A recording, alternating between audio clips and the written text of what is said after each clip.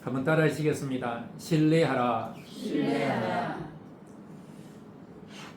우리의 인생에서 가장 무서웠고 두려웠던 순간들이 있었을 거라 생각을 합니다.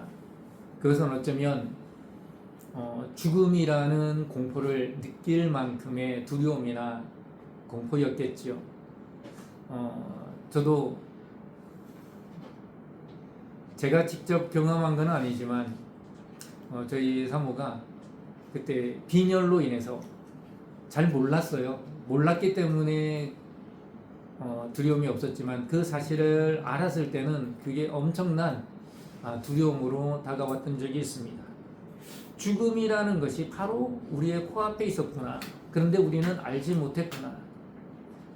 언제 심장이 멈춰도 전혀 이상하지가 않다라는 그 의사의 말을 듣는데 이건 하나님이 개입하시고 하나님이 지켜주셨다라고 생각할 수밖에 없었습니다. 아멘. 여러분 좀 속된 말로 잘나셨습니까? 대답해 보세요. 아니. 잘나셨습니까? 그러면 얼마나 잘나셨습니까? 무지막지하게 잘나셨습니까? 그런 분들에게 한마디 드리고 싶습니다. 꼴값 떨지 말라. 오늘의 본문이 그걸 얘기해 주는 거예요. 꼴값 떨지 말아라. 여러분, 제자들이 예수님을 모시고 갈릴리 호수를 지나갈 때였습니다. 근데 갑자기 뭐를 만났죠? 풍랑을 만났습니다. 여기서 성경 팁 하나 드리면, 이 갈릴리 호수라고 하는 것은 이스라엘 땅에 보면 북쪽에 위치해 있습니다. 약간 북쪽이거든요. 근데 그 갈릴리 호수에 조금만 더 북쪽으로 하면 헬몬산이라는 높은 산이 있습니다. 우리 한반도에서 가장 높은 산이 어디입니까? 백두산이죠. 지금은 북한에 있지만 혹시 백두산의 높이가 얼마나 되는지 알고 계십니까? 2744m입니다. 근데 이 헬몬산이 2814m입니다. 근데 그 헬몬산 바로 맞은편에 모리아산인가? 그렇게 있거든요. 어쨌든 그 옆에 있는 산은요 3000m가 넘어요. 그러니까 그 지역이 높은 고산지대라는 거예요. 근데 이게 완만하게 내려오는 거 아니라 그 산이 급경사를 이루면서 이렇게 내려오다가 갈릴리 호수가 바로 그 아래에 있는 거예요.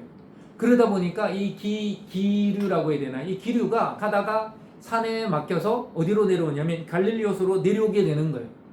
갈릴리 호수로 이렇게 내리치다가 그 갈릴리 호수는요, 여러분 해수면보다 210m가 더 낮아요. 그러니까 지하에 있는 거죠. 말하자면. 그러니까 여기는 따뜻한 거예요. 따뜻한 공기와 이 차갑게 급하강하는 이 찬 공기가 만나면 어떻게 되겠습니까? 그러니까 먹구름이 생기는 거예요, 여러분. 이 먹구름이 오늘 반상이니까 모여, 그게 아닙니다. 차가운 공기와 따뜻한 공기가 만나서 갑자기 수증기가 구름이 되고 그 두께가 어마어마하기 때문에 우리 눈에는 까맣게 보이는 거예요. 그러니 갑자기 폭풍이 몰아치는 거예요. 그래서 성경에 뭐라 되어 있습니까? 한글에는 광풍이라 그래요. 미친 바람이라는 거죠. 사람의 눈에 미친 것처럼 그렇게 갑자기 불어대니 저 바람은 미쳤다라고 생각할 수밖에 없는 거죠. 근데 오늘 말씀을 보면요, 참 재밌는 게 제자들이 갑자기 바람이 불어대고 파도가 거세게 일어나니까 이 배를 안간힘을 다하여 지키려고 노력하는데 예수님은 뭐하고 계세요? 춤을 추고 계세요. 여러분 배에서 잠자보셨습니까? 안 자보셨으면 말을 하지 마세요. 저는 배에서 잠을 많이 자봤죠. 부모님을 따라 어렸을 때 배에서 가면 장난치고 혼자 놀다가 잠이 오면 잠을 잡니다. 그러면 파도가 있으면요 이렇게 꿀렁꿀렁 되는 게 느껴져요. 느껴진다니까요. 근데 여러분 이건 잔잔한 파도예요. 큰 파도가 오면 진짜 배를 덮칠 만한, 배를 뒤집을 만한 파도가 오면 잠을 잘 수 있겠습니까? 못 잡니다. 잠을 잘 수 있다? 그건 사람이 아니죠. 물론 주님은 사람, 이신 동지는 신이시니까 주무셨는지도 모르겠습니다만 참 우리가 볼 때 왜 그러셨을까라고 질문을 던질 수밖에 없는 거죠. 그때 제자들이 말합니다. 주님, 우리가 죽어가고 있는 것, 죽게 되는 것, 그러니까 죽어가고 있는 것을 보지 않으셨습니까? 제자들도요, 주님을 깨운 게 잠자고 있기 때문에 깨운 게 아닙니다. 그 정도라면 예수님이 깨어나셨는데 아무 일도 하지 않고 저렇게 누워 계시니까 깨운 거예요. 그러니까 제자들이 얘기하잖아요. 만약에 예수님이 진짜 잠을 주무시고 계셨다면 제자들이 그렇게 노력하고 있는 걸 알아셨을까요? 모르셨을까요? 몰랐겠죠. 근데 깨어나셨는데 가만히 아무 일도 안 하고 누워 계신 거예요. 그러니까 제자들이 지금 우리가 죽어가고 있는 것을 보지 못하셨습니까? 봤다는 얘기죠. 다 안다는 얘기입니다. 그런데도 가만히 있으시니까 그게 항변하는 거예요. 여러분, 여기서 광풍이라는 게, 폭풍이라고 하는 게 우리 인생의 빛 때문에 뭡니까? 우리가 예상치 못한 어려움입니다. 내가 전혀 알지도 못했던 고난입니다. 이런 것들이 이 갈릴리 호수에 갑자기 들이닥친 광풍처럼 우리의 인생에 일어난다는 거죠. 그럴 때 우리는 어떻게 해야 됩니까? 그럴 때 저와 여러분들은 어떤 신앙으로 나아가야 되나? 그 첫 번째, 존재에서 관계로 성장해야 됩니다. 성숙이라고 하지요. 제자들은 예수님을 배에 모시고 있었습니다. 이 얘기가 뭔가요? 예수님은 제자들과 떨어져 있지 않았다라는 거예요.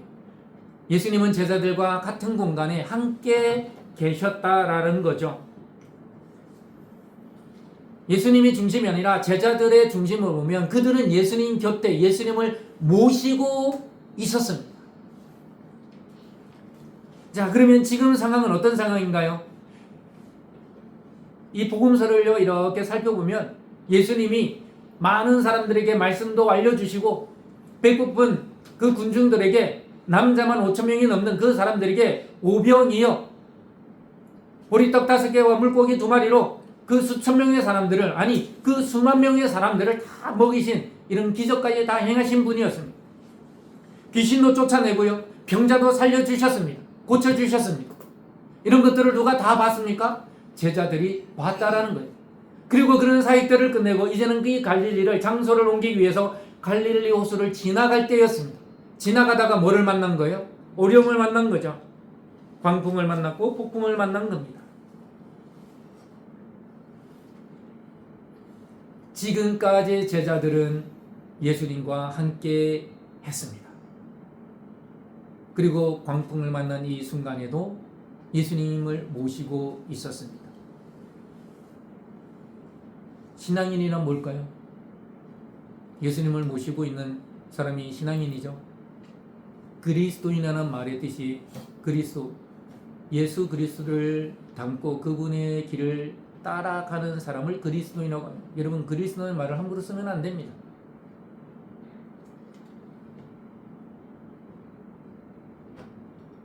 예수님을 배에 모셔서 그들과 함께하는 분으로 제자들은 이해를 했습니다. 근데 어려움이 닥쳤을 때 그들의 마음에 뭐가 가득했죠? 죽음의 공포가 가득했습니다. 그러면서 예수님을 급히 깨우죠. 이 깨움은 잠에서 깨움이 아닙니다. 내 삶에, 우리의 삶에 주님 개입해달라고, 가만히 있지 말고 개입해달라고, 내가 어찌할 수 없으니 나를 살려달라고 그 주님을 흔들어 깨우는 거예요.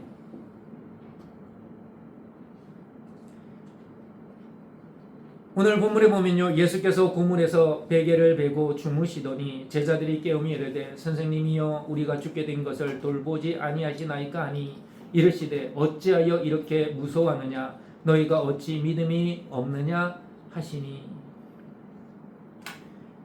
예수님이 제자들에게 한 말이 뭡니까? 어찌하여 이렇게 무서워하느냐. 여기에 무서워하다는 말이요, 헬라어로 데일로스라는 말입니다. 이 단어는요, 자연적으로 생긴 무서움이 아닙니다. 두려움이 아닙니다. 이 데일로스란 말은요, 그러니까 지금 공포스러운 분위기 때문에, 아니면 죽음이라는, 내가 죽을 수밖에 없다라는 이런 정보나 이런 것 때문에 내가 갖게 되는 그런 두려움이 아니에요. 그렇게 쓰이는 단어가 아닙니다. 믿음의 부재, 믿음이 전혀 없는 상태에서 오는 영적인 공포, 영적인 두려움을 뜻하는 단어예요. 다시 말하면 하나님에 대한 불신입니다. 즉 이 단어의 뜻은요, 우리가 흔히 쓰는 공포, 두려움, 무서움이 아니라 하나님에 대한 불신을 말하는 거예요. 하나님에 대한 불신의 단어가 예수님은 두려움이라는 단어로 사용하고 계신다라는 거예요.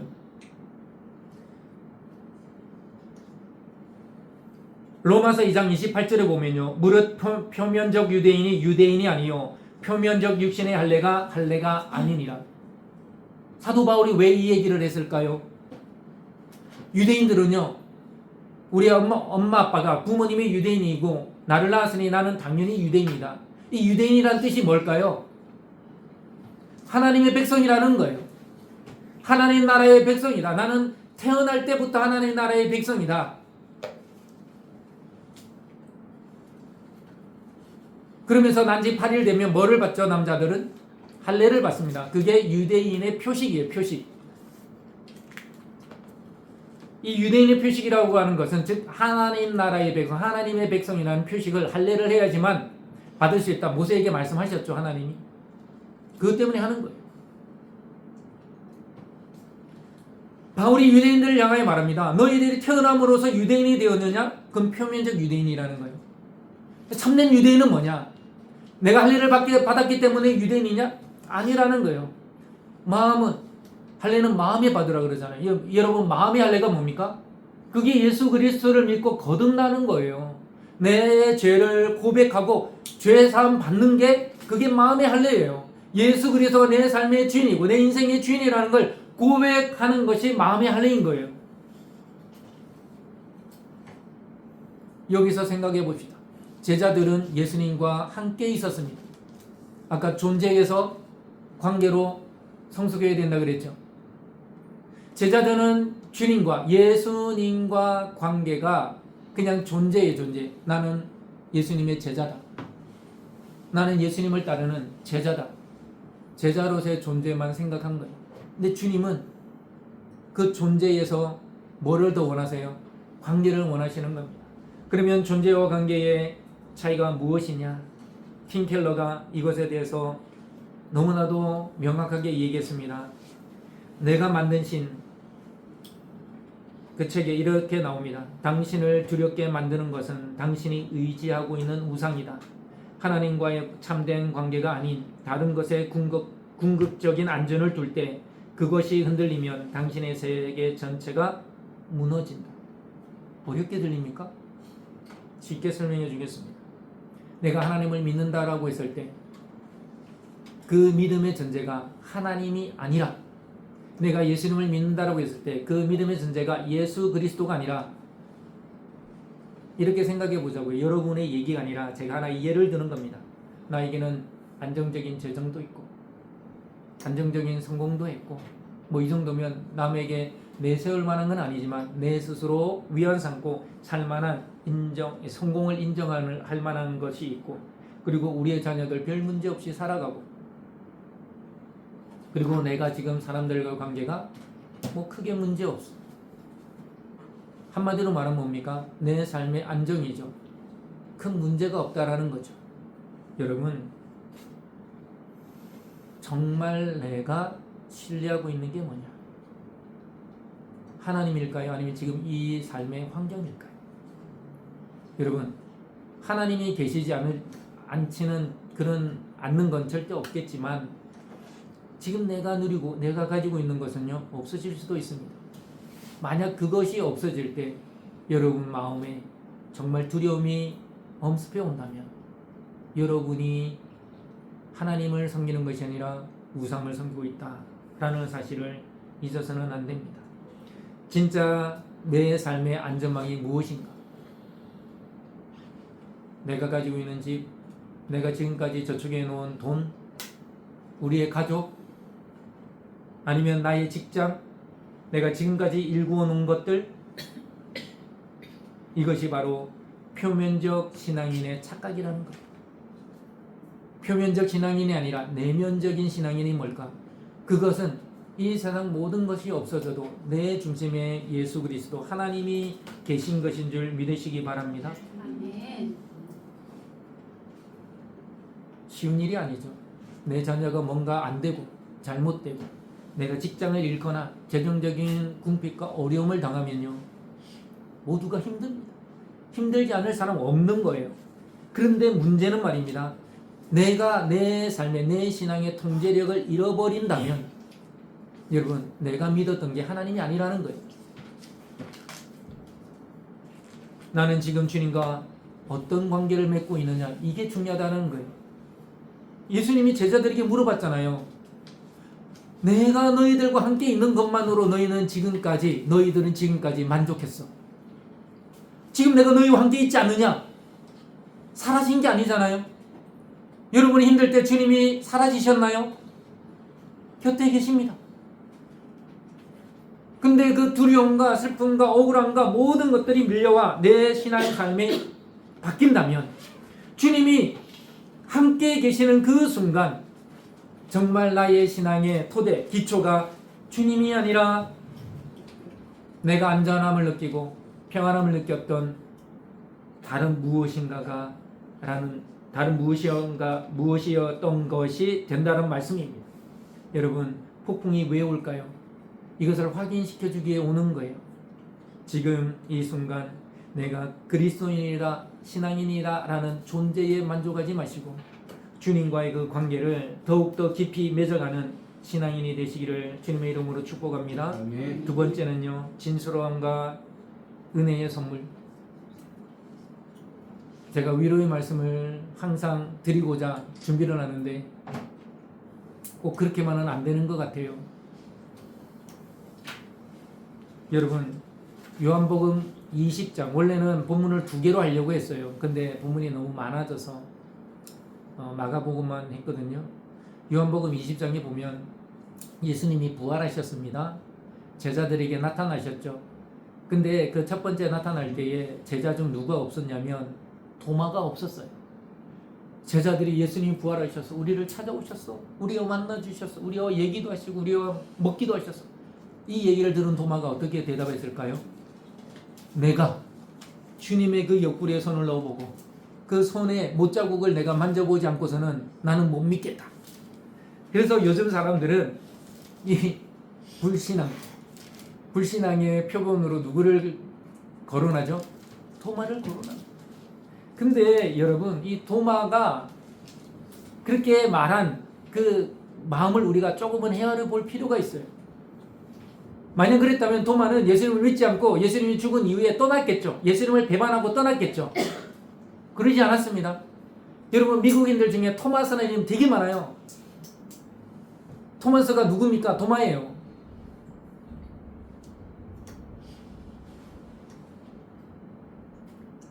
도마가 어쩌면요, 진짜 솔직한 신앙인이에요. 진솔한 신앙인이에요. 주님이 죽은 걸 자기가 아는데 살아났다고 하니까 그게 쉽게 믿어집니까? 여러분, 믿음이라는 걸 너무 쉽게 받아들이면 안 돼요. 그건 거짓된 믿음일 수 있어요. 차라리 도마처럼 내가 확인하지 않고서는 못 믿겠다. 그래서 예전에 제가 새가족반을 맡을 때요, 사람들이 하나님이 있다, 예수님이 계시다 하니까 그거 믿고 하나님이 계신 줄 믿지 마라. 당신이 확인을 해라. 성경을 읽고 성경을 통해서 하나님이 살아계신지, 예수님이 진짜 참된 하나님의 아들인지 당신이 확인해서 믿어라. 만약 당신이 우리가 제안하는 예배에 나오고 우리가 제공하는 성경 보호에 나오면 분명히 당신은 이 성경을 통하여 살아계신 하나님을 발견하게 될 것이다. 저는 자신 있게 말했어요. 왜? 제가 하는 게 아니니까. 하나님이 하시겠죠. 그걸 믿으니까.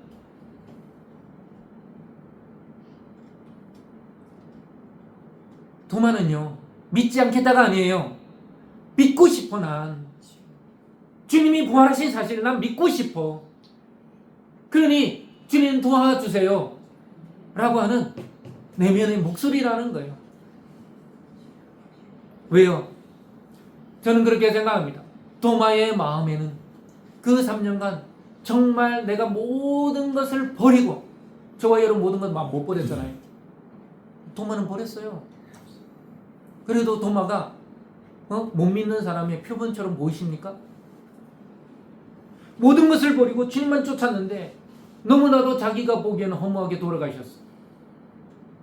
그 주님에 대한 사랑, 그 주님에 대한 애틋함이 여기에 담겨 있는 거예요.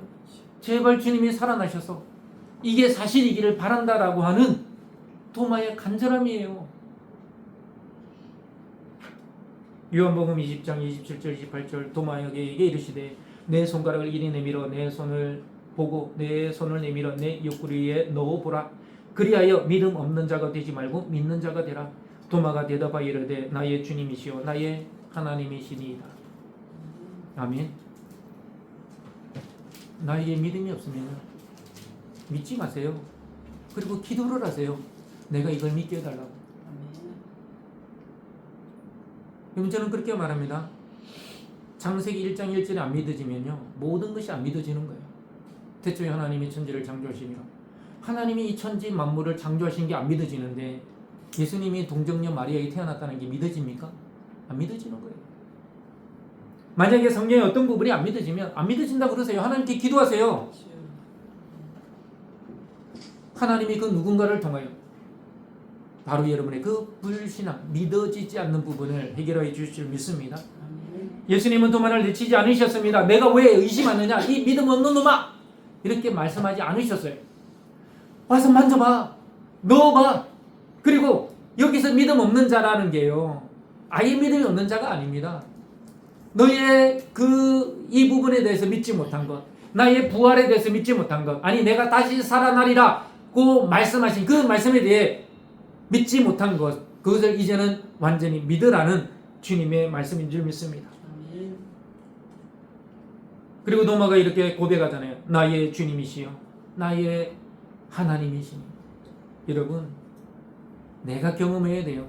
목사님이 있다고 하니까 하나님이 있는 것 같고 뭐 어떤 권사님이 뭐 그렇게 얘기하니까 아 주님이 도와주시는 것 같고 그건 자기의 믿음이 아닙니다.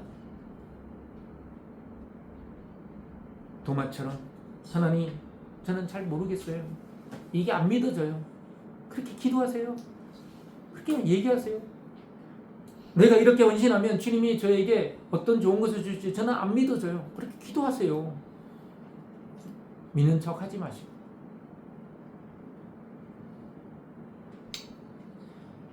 세상의 믿음은 내가 이해하고 확인하고 납득이 되어 가질 수 있지만요, 하나님께 대한 믿음은요 내가 이해한다고 믿어지는 게 아닙니다. 여러분 성경 읽으면 이해가 안 됩니까? 제가 이 이유를 알려드릴게요. 첫 번째, 무식한 거예요. 두 번째, 나의 경험에서만 생각하기 때문이에요. 여러분 성경을 읽어보세요. 세상에 있는 신비한 것들은요 믿으면서 성경만 안 믿어요. 그는 안 믿으려고 하는 거예요. 안 믿으려고 하는 거예요. 그래서 성경은요 네가 노력하면 믿을 수 있다 그렇게 말하지 않습니다. 하나님의 선물입니다. 하나님이 믿게 해주지 않으면 못 믿는 거예요. 결국 못 믿다가 죽는 거예요. 왜요? 그 사람의 무지와 그 사람의 악함과 그 사람의 그 누구도 꺾을 수 없는 고집 때문에 불신앙으로 살다가 죽는 거예요. 에베소 2장 8절 말씀. 너희는 그 은혜로 의하여 믿음으로 말미암아 구원을 받았으니 이것은 너에게서 난 것이 아니요 뭐라고요? 하나님의 선물이라. 도마가 믿게 된 건요 그 이성적 판단 때문이 아닙니다. 주님이 나타나지 않으셨으면요 도마는 영원히 못 믿을 수도 있습니다. 주님이 나타나 주셨잖아요. 그리고 믿게 해주셨잖아요.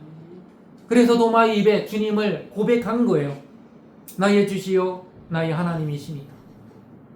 우리가 솔직해지지 않으면요 절대로 하나님이 우리에게 주시는 그 참된 믿음 안으로 들어갈 수 없다라는 거예요. 우리가 직면해야 될 게 무엇입니까?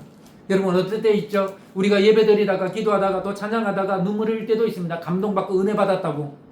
그러나 다시 한번 생각해 보세요. 그 눈물이, 그 찬양의 고백이 정말 주님 때문에인지 아니면 나의 감정에서 나온 발로인지, 마틴 루터의 이야기를 제가 지난번에 한번 드린 적이 있습니다. 그때 계단 보여드렸죠. 사람들이 발로 올라가는 것이 아니라 무릎으로 기어 올라갔잖아요.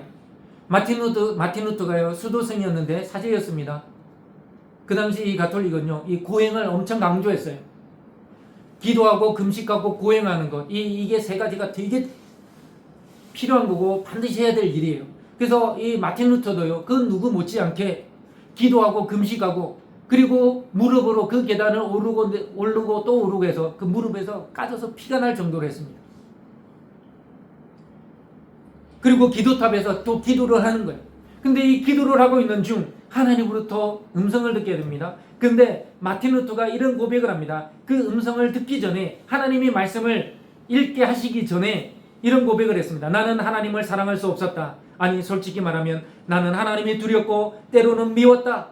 심판하시는 하나님 앞에서 나는 늘 정죄받는 존재였고 그 두려움이 나를 더욱 율법적 행위로 내몰았다.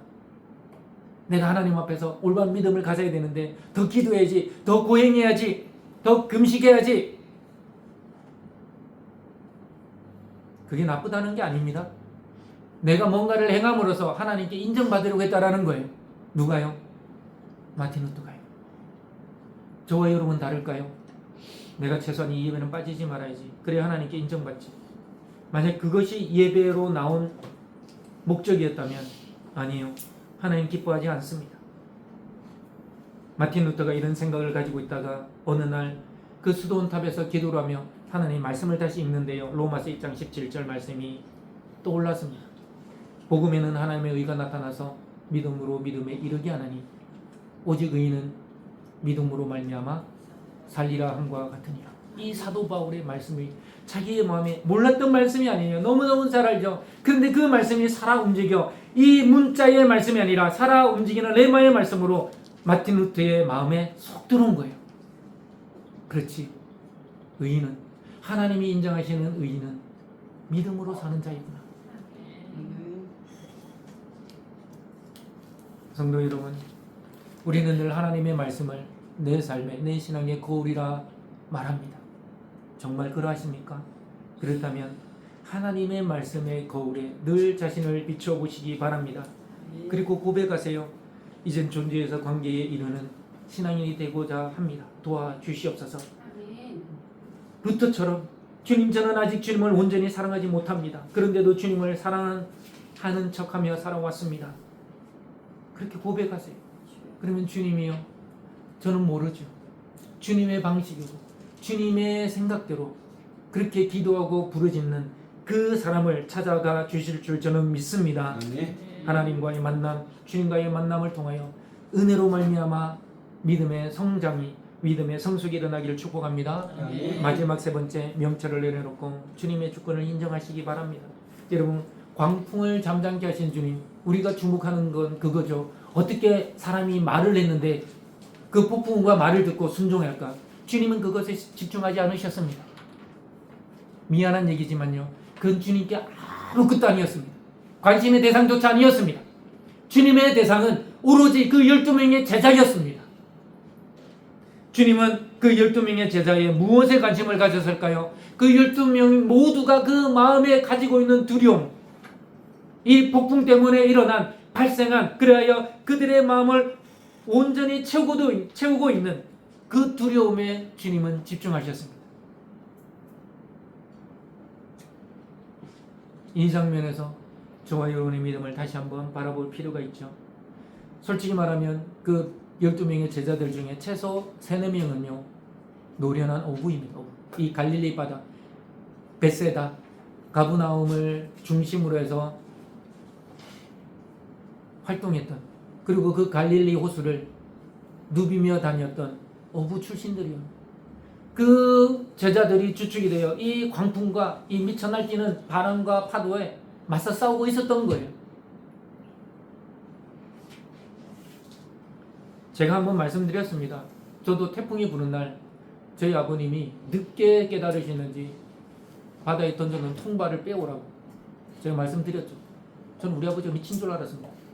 저 바다를 한번 봤으면 그런 얘기가 못 나올 텐데, 집에서 아예 나와보시지도 않고, 저희 셋째 형이 있는데요, 셋째 형과 그때 셋째 형과 저밖에 없었습니다. 저는 그때 초등학생이었거든요. 바다에 가서 통발을 빼오라는 거예요. 보니까요, 원래 바다가 새파랗습니다. 얼마나 아름다운지 모릅니다. 바닥이 깨끗하게 보이는 그 앞바다가 흙탕물이에요.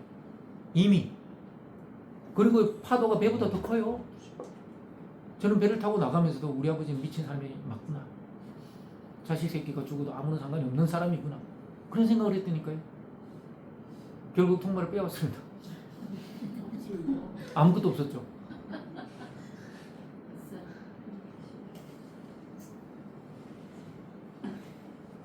제자들이요, 주님이 그 광풍을 잠잠케 한 뒤에 뭐라고 고백합니까? 이렇게 되어 있습니다. 자, 그들이 이르되 심히 두려워하며 서로 말하되 그가 누구이기에 바람과 바다도 순종하는가. 자, 그런데 그 앞에 보면 그들이 심히 두려워하며죠. 자, 여기에 두려움은 처음에 광풍을 만났을 때의 두려움과 같은 두려움일까요? 단어가 달라요. 단어가 아예 달라요. 여기서 두려우면은요, 주님이 그냥 우리의 스승이었던 주님이 그냥 인간이 아니구나. 여러분, 태풍 불고 바람 불 때 야 바람아 멈춰 그러면 멈춥니까? 제가 스승으로 모시겠습니다. 그러지 않습니다. 폭우가 쏟아지는데 비야 멈춰 바로 멈춥니까? 안 멈춰. 근데 그들이 그것을 눈으로 봤다는 거예요. 근데 이분은 도대체 어떤 분이시길래 이 바람과 바다가 멈추는가?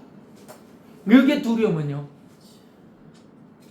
정말 주님에 대한, 정말 하나님, 우리가 믿는 하나님, 하나님의 아들에 대한 그 경외감이라는 거예요.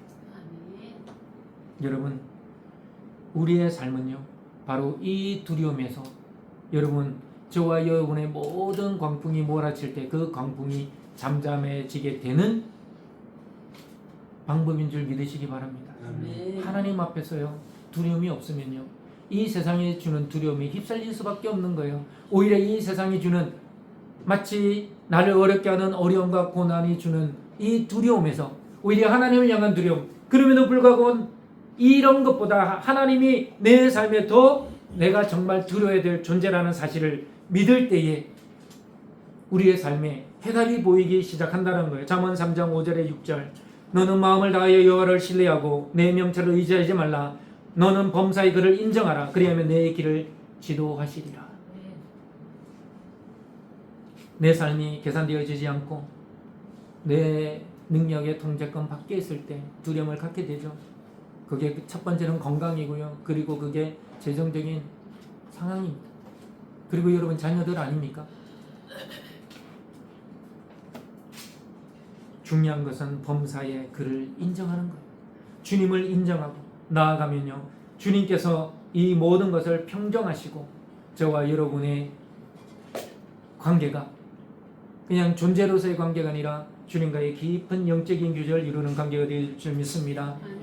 마지막으로 여러분께 부탁드리고 싶은 것은요, 저와 여러분들은 혹은 믿지 않는 자들도요, 간절히 원하는 게 뭐냐면 내일을 알고 싶어 하는 거예요.